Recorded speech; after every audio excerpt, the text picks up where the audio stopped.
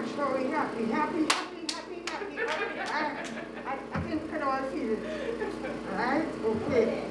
This takes us now into our message, and our message, which will be given by our Reverend, our dearly beloved, Reverend Martin Bernard. The message is entitled, Temper Your Zeal with Wisdom. Temper your zeal with wisdom.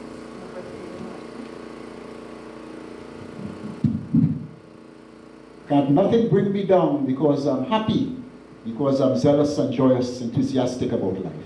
That's what that song is really saying to us. A pleasant good morning. Good morning. I greet you in love as we worship together for the glory of God. We greet you in love as we worship together for the glory of God. And I thank you for coming in your numbers, both visible and invisible, and salute the divine energy that has brought us together, not by accident, but by reason of divine appointment. We are always in our rightful place at the right time.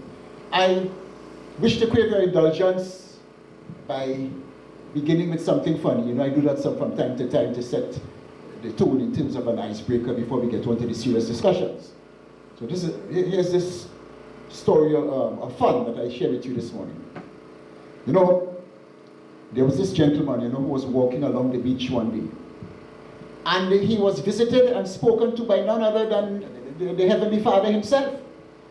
And God said to this gentleman that I've been watching you for quite some time now, and I recognize that you are very faithful unto me. And because you have been so faithful unto me, I want to grant you one wish. Maybe something that you have been praying for a long while, that you're very eager about, zealous and enthusiastic about getting, but it has not been fulfilled as yet. So I'm going to grant you that one wish. So the gentleman said, okay, Lord, but to tell you the truth, I have had a long burning desire, a long burning passion to get to Hawaii. I've always wanted to go to Hawaii. But the thing about it, I am petrified about flying over to Hawaii. I'm petrified about flying in a plane. So Father, my wish that I would like you to grant me is that you will build a big bridge, a big and long bridge, so that I can travel, I can use my car and drive across to Hawaii rather than having to fly in a plane. So God took a while to answer, and then God said, no. I cannot grant you that wish, even though I am God. You know how impractical that is to build a bridge from here to Hawaii, boy? And the thing about it, that may be your vision, that may be your dream, you might be zealous about that. But it might be inconveniencing other people who may not want a bridge there at all. No, I can't grant you that at all. Think about another wish. So the gentleman, rather disappointingly, reflected, and he said, you know what? I'll tell you what, Father. I have been married for 4 times in my life, and I've also been divorced for 4 times in my life. So it is quite clear that I do not understand women at all. And so, Father, what I want you to do is to please help me to understand women better. I am praying, Father, now, and I'm wishing that you would help me to understand what makes women, what's the word again? Tick? Yes. To help me to understand what makes women tick, what makes them respond, so I really want to understand women so I would not be divorced a 5th time. So could you at least grant me that wish then? Help me to understand women, what makes them think, what makes them tick, how they respond and so on. So the father took a long time to answer, and then he said, son, what was your first wish again? You want 1 lane or 2 lanes on that bridge? So that was just a little green teaser, a little light moment before we go into the message for this morning.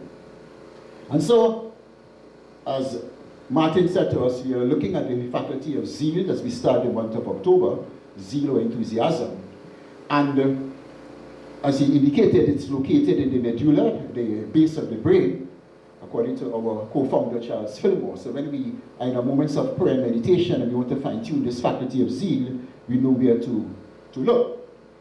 And it is said about the disciple that represents zeal, Simon the Canaanite, or Simon the Zealot, that he changed his way of life and became very zealous for truth when he decided to follow Jesus. So therefore, it should not be surprising that he is a disciple that best represents or typifies this faculty of zeal. And we must understand and appreciate that the faculty of zeal or enthusiasm ranks very high among the faculties. Very, very, very high among the faculties. And the simple reason for that is that whatever we have to fulfill in life, whatever may be our goals or objectives that we have to meet, whatever we have to realize, whatever tasks that that may be put in front of us, you know what? It is this faculty of zeal, it is this faculty of enthusiasm that may make the difference between success or failure. That is why it is so important. So we concur with Ralph Waldo Emerson, the philosopher, when he said that enthusiasm is the mother of effort. Enthusiasm or zeal is the mother of effort, and without it, nothing great is achieved.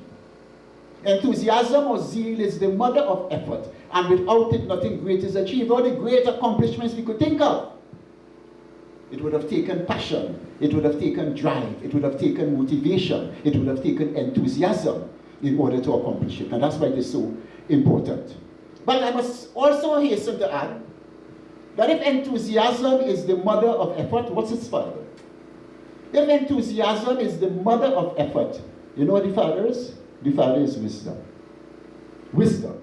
Because as another thinker and writer tells us in the person of William Howard Taft, enthusiasm for a cause sometimes warps our judgment. Enthusiasm for a cause sometimes warps our judgment. So that we have got to temper our enthusiasm, temper our zeal with wisdom and good judgment. Because that enthusiasm, by the same token, can go overboard. So yes, there must be enthusiasm in whatever we do. There must be zeal to achieve our goals and objectives that we set for ourselves. But our zeal must not control us. Our zeal, our enthusiasm must not get out of hand. Our zeal, our enthusiasm must be understood in the context that we are in charge, we are in dominion over all things, over our thoughts and feelings, and even over our faculties, including zeal. So it must be tempered by wisdom or good judgment, so that this zeal, this enthusiasm is not misplaced, but it is well placed. You know, I remember reading some time ago a daily inspiration lesson, not the one for this month or even for this year, but I've always remembered reading in a daily inspiration lesson that we behave recklessly when we allow our passionate impulses to overrule our judgment. We behave recklessly when or if we allow our passionate impulses to overrule our judgment. So in other words, we must temper our zeal, our enthusiasm, our passion, always with wisdom and with good judgment. So, in essence, you've got to be very careful what you are zealous for and how that zeal is channeled and how it is directed. That is why it has to be merged with wisdom. You know, whenever you are zealous or enthusiastic about something that is good, something that is positive and encourageable, then it cannot be at the expense of someone else's joy. Your joy must not mean that somebody else's joy must be eroded. That must never be the intention. Your enthusiasm must not mean that you're going and you're striving behind something at the deprivation of somebody else enjoying their good. It could never mean that. And really and truly, there's a lot of that in society. You know, you may be going about your legitimate job for those who are employed, or you may have worked for years and you're now retired and you are enjoying the fruits of your retirement. But there are those who are hell-bent, for want of a better term, there are those who are hell-bent in undermining and getting what is yours in very illegitimate ways, you know, and seeking to acquire with great. So just so you're going about your business with passion and with enthusiasm, there are those who are using their passion, their enthusiasm in the wrong way, and seeking to get your good from you. And that cannot be enthusiasm that is tempered with wisdom and good judgment at all. You know, so that I'm saying, for example, we have got to say to those alleged bandits out there, given to a particular lifestyle, that there's no zeal to steal. There ought not to be no zeal to steal. There ought to be no zeal to pilfer. And the thing about it, that carries its own consequences, you know. Because when you're hurting the other person, it comes back as well to hurt you. You know, look what happened in Pennywise a couple of weeks ago. The security officers who were going about their legitimate business, yes, they were murdered. But what happened to the alleged bandits? Some of them. were murdered as well. Because there must be no zeal to pilfer, to steal, or to take from others what is rightfully theirs. That is not zeal that is merged with wisdom or good judgment. And it will have its effects of coming back to impact on you in very, very adverse ways. And of course, when I say you, I'm not talking necessarily to you here. I know we are above that. But of course, we are on the social media this morning. So whoever may be inclined to that kind of behavior out there, we must say no to that. That is zeal that is misplaced. That is zeal that is misdirected. That is zeal that is not tempered with wisdom and good judgment. And we heard that reading coming from Exodus 20, verse 17. Let me just reflect on it again. That gives justification for what I'm saying here this morning. Exodus 20, verse 17.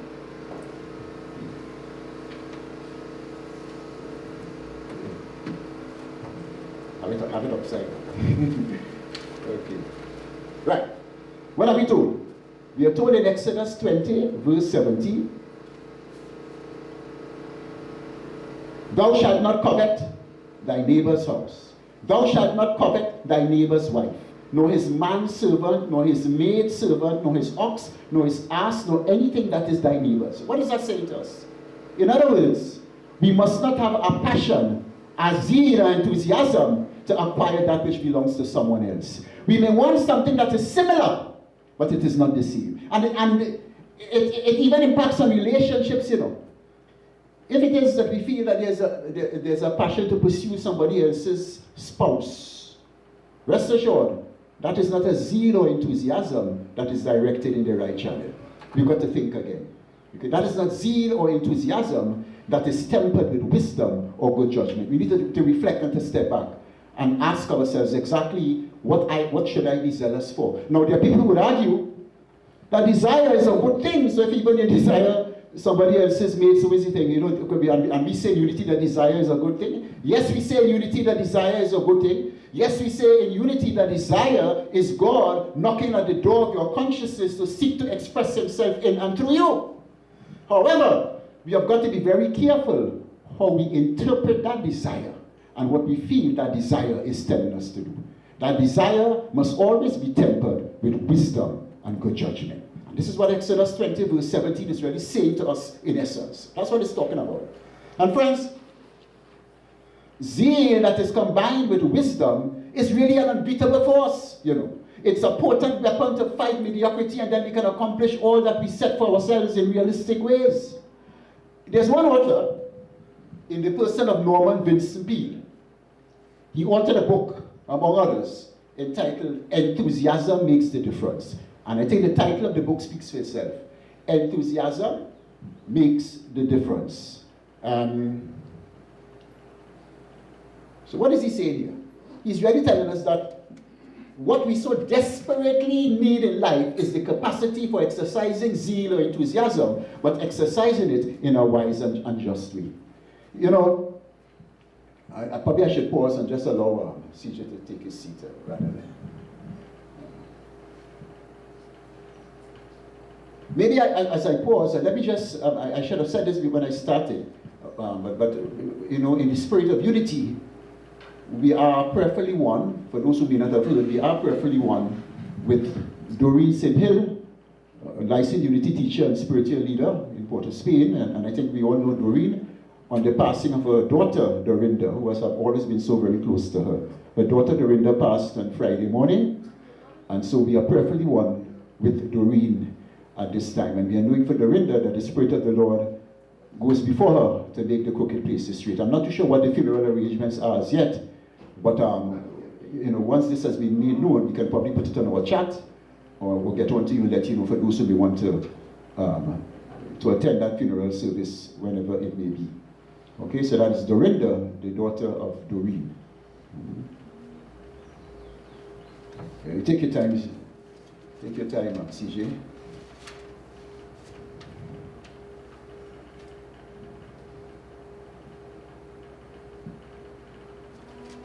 So let me just revisit what I was saying, coming from Norman Vincent Peale. That enthusiasm makes the difference is the book that he wrote. And in that book, he told us that what we so desperately need in life is the capacity for exercising zeal or enthusiasm. Because you see, two persons, may be trained similarly to do a particular task, may have gone to the same schools, exposed to the same education, may have even come out of the same qualification, and yet you give them a task to do. One may perform with distinction so remarkably well, whereas the one may give you a very poor performance. And you may say, but they went to the same schools, they similarly trained. What's causing the difference there? The difference may well be the extent to which one is in tune with enthusiasm and enthusiastic about the job at hand, and the extent to which the other may not be so. And that is what may make the difference. He also tells us in this book that the men who do the most with their lives are those who approach human existence, its opportunities, its problems, its challenges, and even its rough moments. Even its rough moments with a confident, positive attitude and an enthusiastic point of view. Yeah, that makes a difference. Yeah. In other words, when you enthusiastically behold the good in every situation, regardless of how that situation may appear to be, when you enthusiastically behold the good and only the good, no matter what, only good will be the outcome. You can rest assured about that. The psalmist tells us in Psalm 121, he puts it this way. A more enthusiastic thought I cannot think of. He tells us, I will lift my eyes unto the hills from whence cometh my help. And when you know that you can lift your eyes onto the hills from whence cometh your help, regardless of what is going on out there, that is enthusiasm tempered with wisdom. And when you have this enthusiasm or this zeal tempered with wisdom and good judgment, then you speak and move with intention, and nothing or no one can steer you from your path. There's a positiveness in your thoughts, your words, and your deeds, no matter what is going on out there. You know, no matter what might be the apparent negativity. I know last week we had a lot of conversation about the budget that was presented by the Minister of Finance, and a lot of it not very positive, I must say, a lot of the commentary. And you know what I found to be very amazing, and I wonder about the wisdom in that? I witnessed at first hand, even before the Minister of Finance presented his budget last week, but even before that, you know that when you drive along the highway and you glance across, you know there were some gas stations where people were lining up already to put in the gas, and the man ain't announced the measures yet. And I always wonder about the wisdom about that, because if even you fill your tank before the budget is announced, will that gas last for the rest of the year? I often wonder about that, because you will still have to face the new prices anyway, you know. And so, friends, when your zeal and your enthusiasm is tempered with wisdom and good judgment, you are directed to do the right things, you know.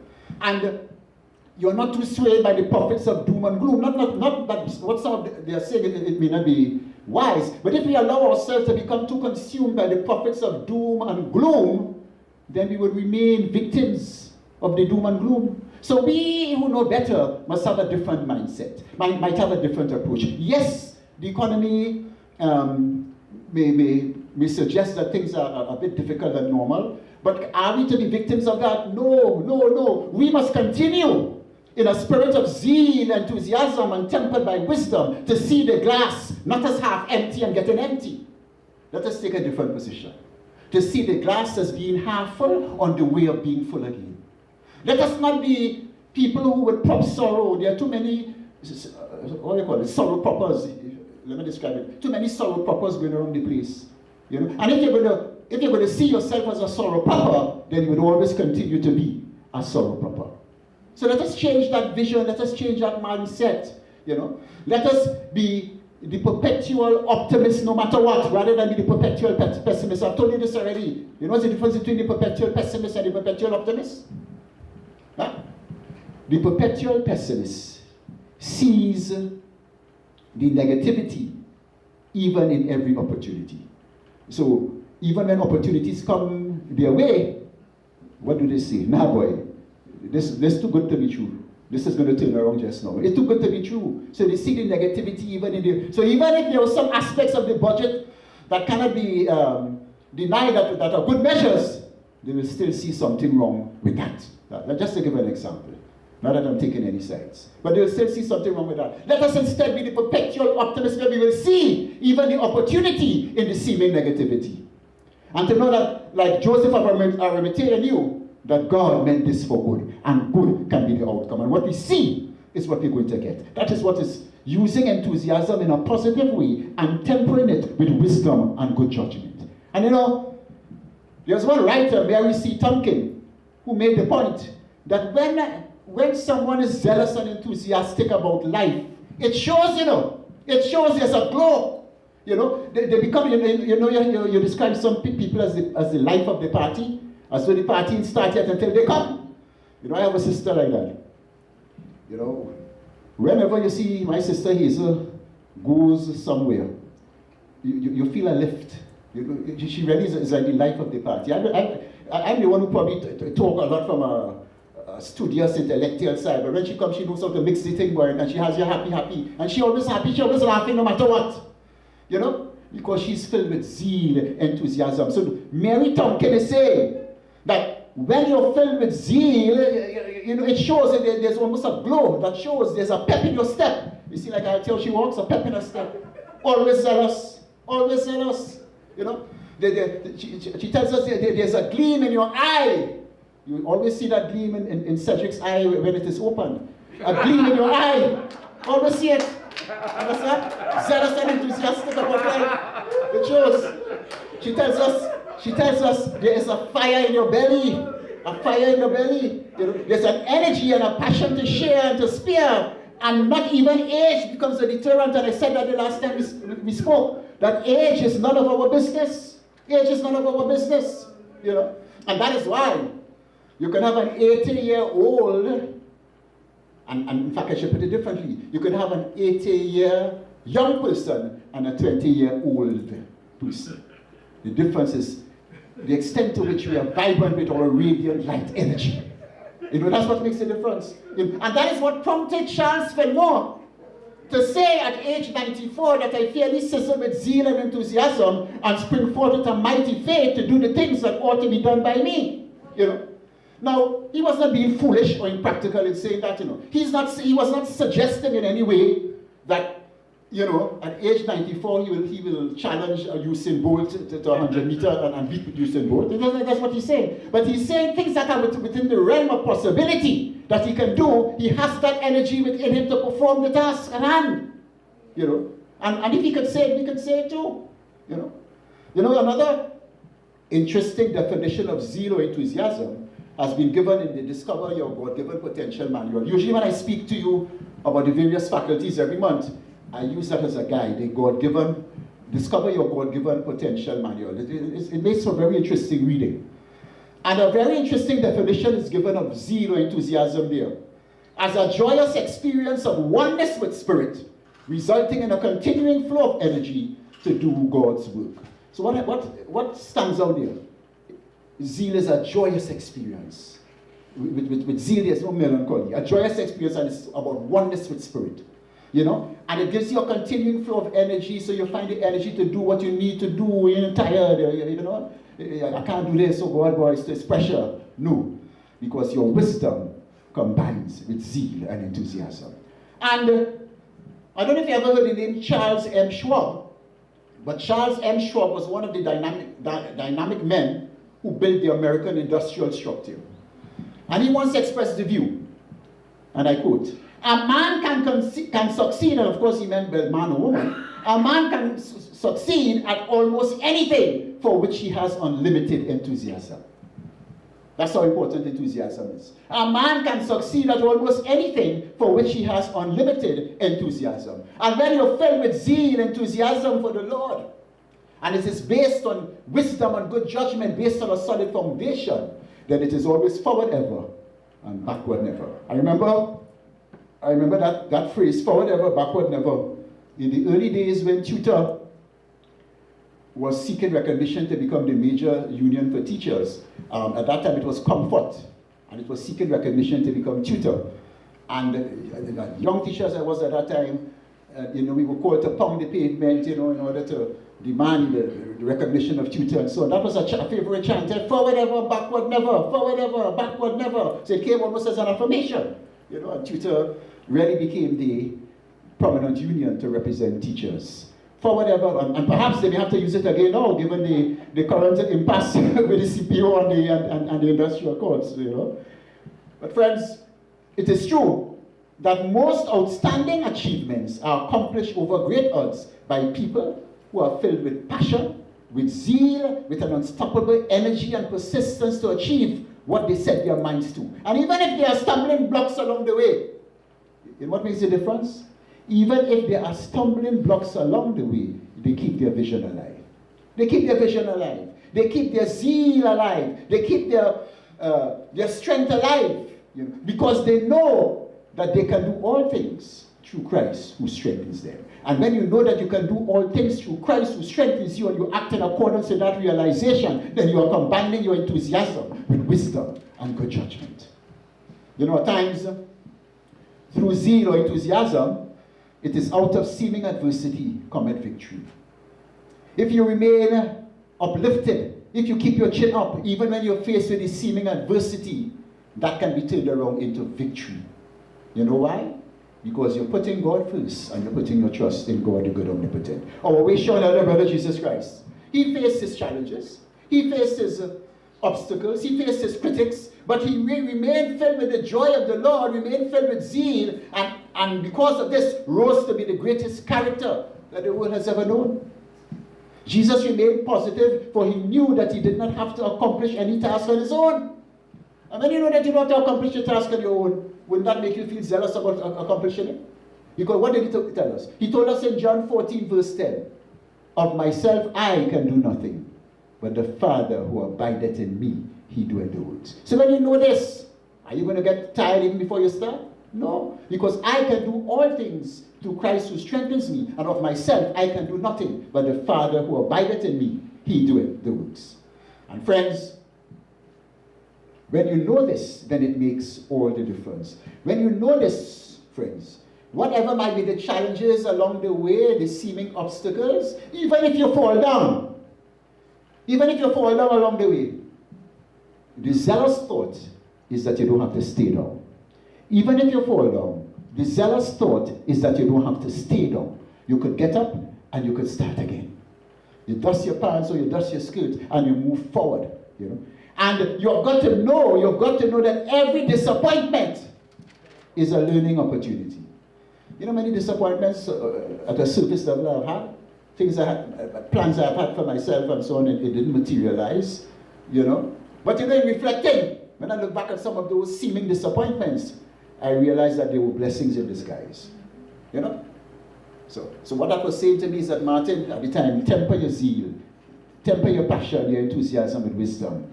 Wait on the Lord. That's what he's saying. And disappointment, forget that big long word, disappointment. I'm not too sure I could spell it still, no? Disappointment. But look at a smaller subset word inside of that. What's the smaller subset word? Appointment. Forget this. Appointment. And see disappointment as an appointment waiting to unfold at the right time. See every disappointment as an appointment waiting to unfold at the right time, in God's own time. Don't be hurried. And so do not be filled with despair or hopelessness if you find the prayer not being answered in accordance with your time.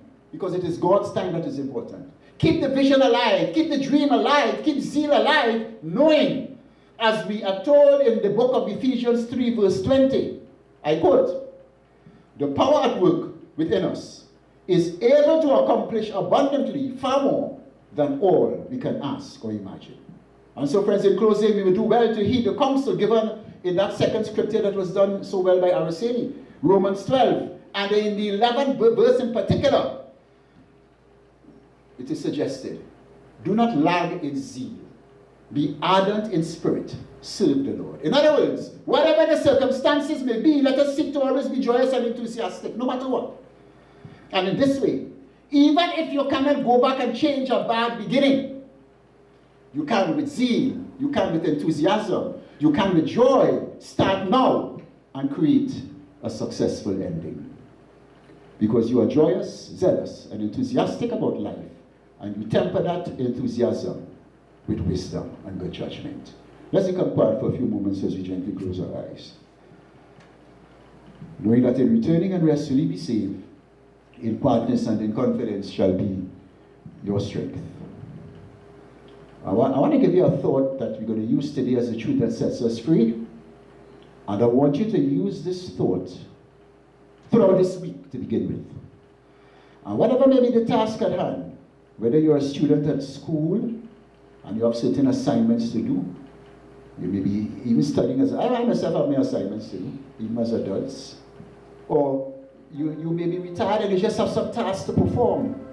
Or you may be faced with some challenge that you have to treat with this coming week. And if you want, you can write down the words. The statement is, because you know within every challenge there's good, I want you to affirm, I enthusiastically accept my good and go forward to achieve my purpose. Okay, I'm going to say it again because some people are writing. I enthusiastically accept my good and go forward to achieve my purpose. I'm going to say it again. I enthusiastically accept my good and go forward to achieve my purpose. So whatever might be the challenges of the week to come, whatever may be the obstacles, whatever may be the task that you have to accomplish, know that I enthusiastically accept my good and go forward to achieve my purpose. So I'm knowing this for each and every one of you this morning. Whatever that assignment may be, whatever that challenge may be, it may be that you are awaiting the result of some medical prognosis. It may be that you have to undergo an interview. It may be that you're faced with some challenge of human relationship that you're working on to resolve. Whatever it may be, know that only good can be the outcome. As you decree, as you affirm, I enthusiastically accept my good and go forward to achieve my purpose. And let us know this not only for ourselves, but let us know this for all those who are reaching out in faith believing. Let us know this for all those who may be lying in hospital beds and their challenge right now is to rise above the challenge of ill health. Let us know for all those who may feel financially challenged. Even with the reading of the budget and so, there are those who at a human level may feel that they are more challenged now than they were before. Let us know for them and with them all. All those who are reaching out, even to those who have written to me on the prayer slips and who have called me on the phone. You enthusiastically accept your good wherever you are and you go forward to achieve your purpose.